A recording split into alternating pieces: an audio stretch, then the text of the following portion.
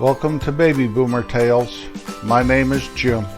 You can find us at babyboomertales.com. There are links to places you can hear our podcast, look at our book, shop our Amazon store, and more, including Twitter and YouTube. Thank you for being with me today. I always appreciate it. When we moved back from California when I was a little kid, 5 years old, we lived out on the Cottonwood. It was a little place outside of town. It had an old barn and some sheds. We were out there all by ourselves. That's where I had my donkey Jenny. But we lived there a short time, and it was during the time my folks were building our house in town up on the hill.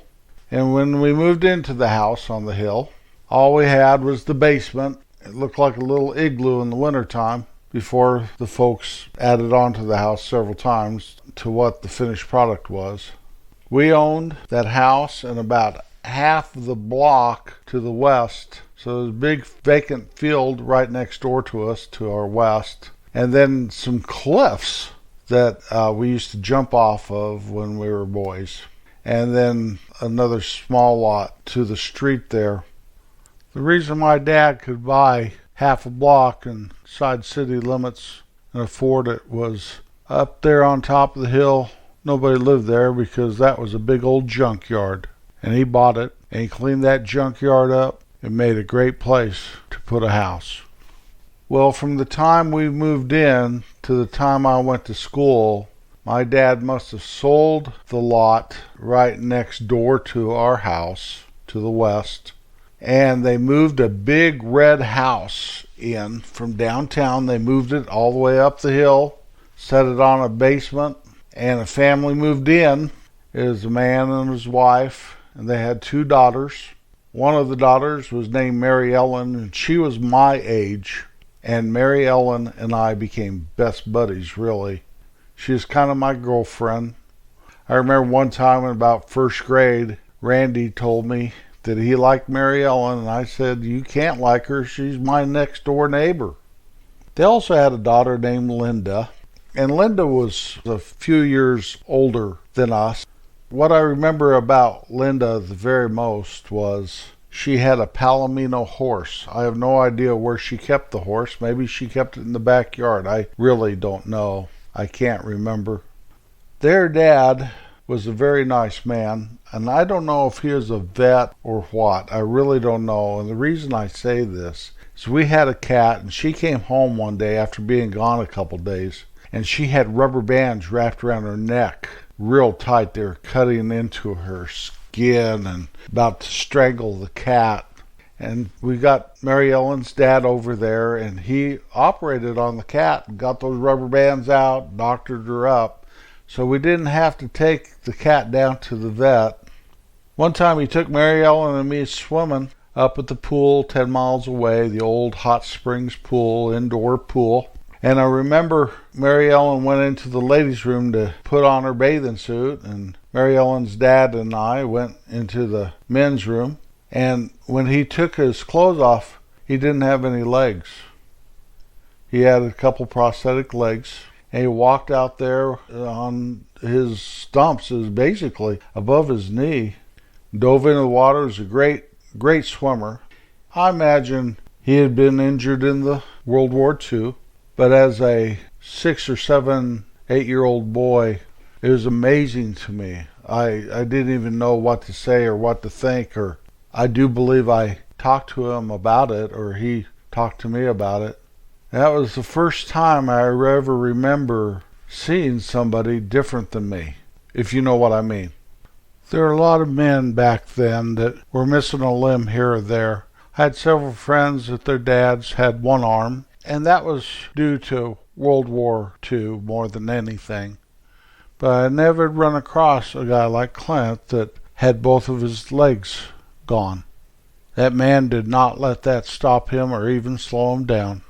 For a little boy, that was a big thing. But what I take from that the very, very most is what a great swimmer the man was. He was so strong in his upper body. He swam like a fish, really. It was an amazing, fun evening there with Mary Ellen and her dad and me swimming. They lived in that house for several years, and then one day they moved, and I never ever saw Mary Ellen again. After a while, a new family moved in, and I remember they were moving in the front door, and Connie and John and I were playing baseball in their backyard, and I was pitching and Connie was catching and Brother John was batting, and he hit the ball. This house is a pretty big house. It was 2 stories plus a basement. Plus I think there was a story on top that was like real small rooms and storage and attic, maybe, if I could remember correctly. And on the top floor, John busted a window. I looked around and all of a sudden John and Connie were nowhere to be seen. They took off, and I had to go in and get my ball. I went to the back door, very nervous. I didn't know these people at all. And a man answered the door, and he asked if he could help me. I told him I was from next door, and my brother, I put it on him, busted his window. And I pointed up there, and I need to get my ball. Man said, "That's fine, come with me." And I followed him all the way upstairs, and we found my ball in this little bitty room with a broken window. He didn't yell at me. He didn't frown at me. He didn't question me while we were playing baseball in his backyard. He didn't tell me never to play baseball in his backyard again. He is more interested in helping me find my ball. Well, after I got back outside with my baseball, and I thanked him, I figured my folks would hear about it pretty quickly. I believe about 40 years later I told my mom, and she had never heard about me busting their window. Those folks never put me in the trick bag, never ratted me out, never blamed me for breaking their stuff and not replacing it or anything. The man's name was Fred, and his wife's name was Carolyn. About that time, they must have had one child. She turned out to be my sister's age.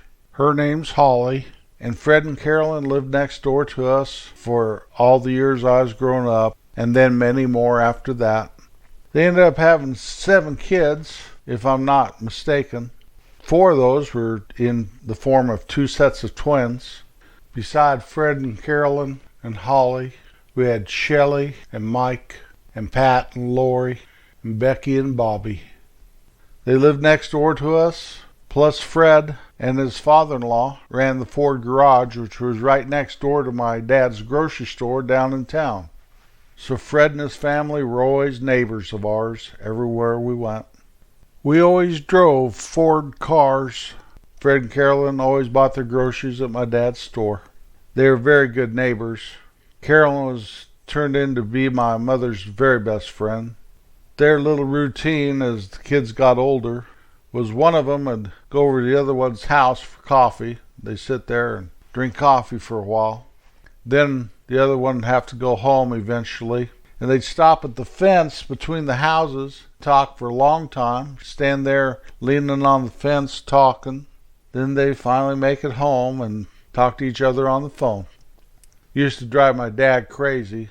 We didn't have call waiting and all that back in those days, and he'd try to call my mother for something and phone would be busy.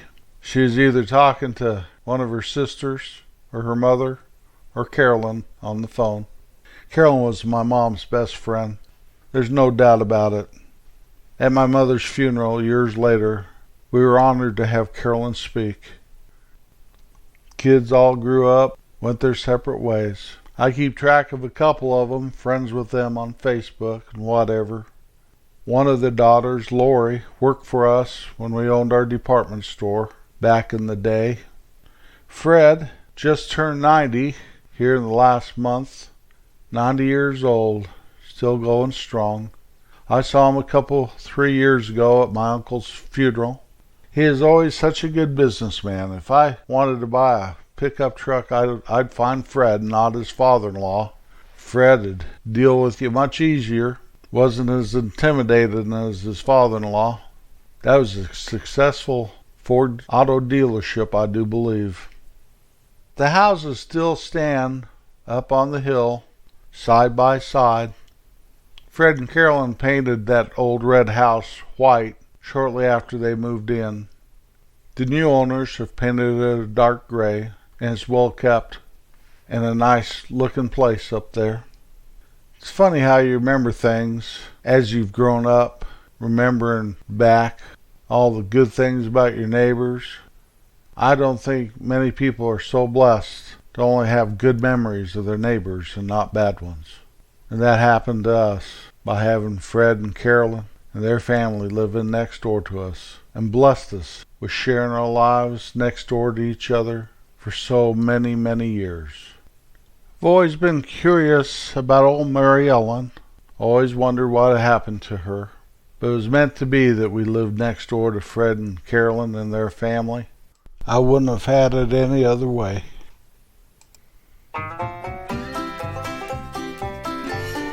As you enter into our backyard, I went to the back of the yard and opened the back gate and went across the alley. You dip down into a gully that the grass was always very tall. When I was little and I'd sit down in it, the grass was much taller than me. And we could play in there and nobody could see us. It was almost like being in a little fort. I remember my brother John and my brother Don and I playing down there. I remember Mary Ellen and me sitting in that tall grass, talking, thinking that was the coolest thing. I'd crawl around on my belly, look out over the grass, survey the whole gully, and I knew nobody could see me. One time, there's a huge rain, and it was very late winter, early spring, probably April, maybe the first part of May. We'd have snow clear up to about Memorial Day usually. And the gully filled with water. I don't ever remember that ever happening. And it looked like a big pond. And I begged my mom, can I get my flippers and my snorkel and go out into the gully and check it out? She wouldn't let me, of course. The water is very dirty, a lot of runoff, everything. I believe it was going down that hill skiing one winter, because you had to go down a hill when you passed the alley. And Connie fell, and we could hear her screaming, and I looked at John, and John looked at me, and we couldn't see Connie from where we were standing. We said, let's go down and pick up the pieces.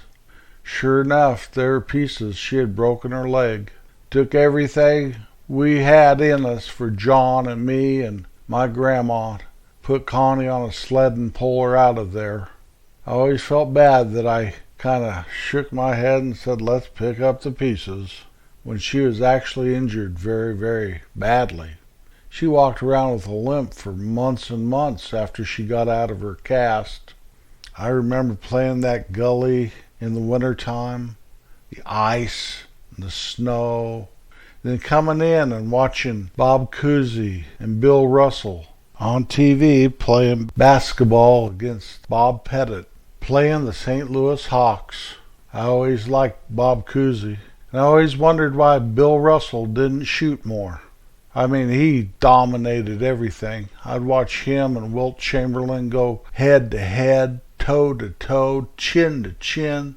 Wilt always had more size on him, but I think Russell was tougher. That was in the days when I really enjoyed the NBA. Come in, your pants are frozen stiff, snot's running down your lips.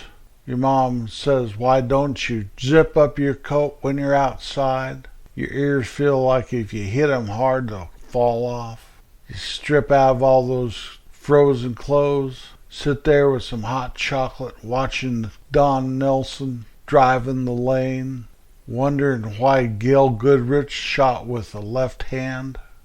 I loved that gully. It was a great place to hang out on a summer afternoon. Summers in that country, days would get to about the high of 70. Nice, dry, crisp air. Just lay in that grass and not worry about bugs or anything there.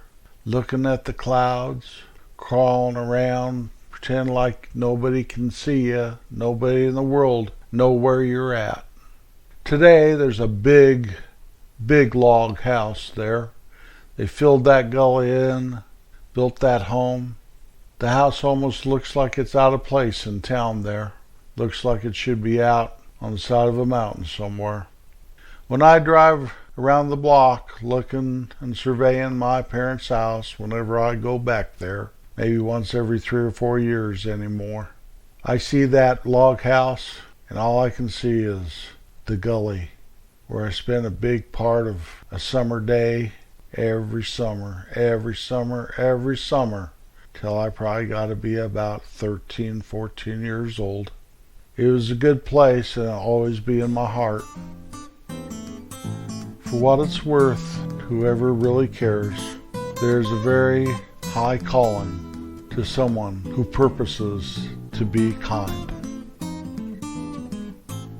I'll be back next Wednesday.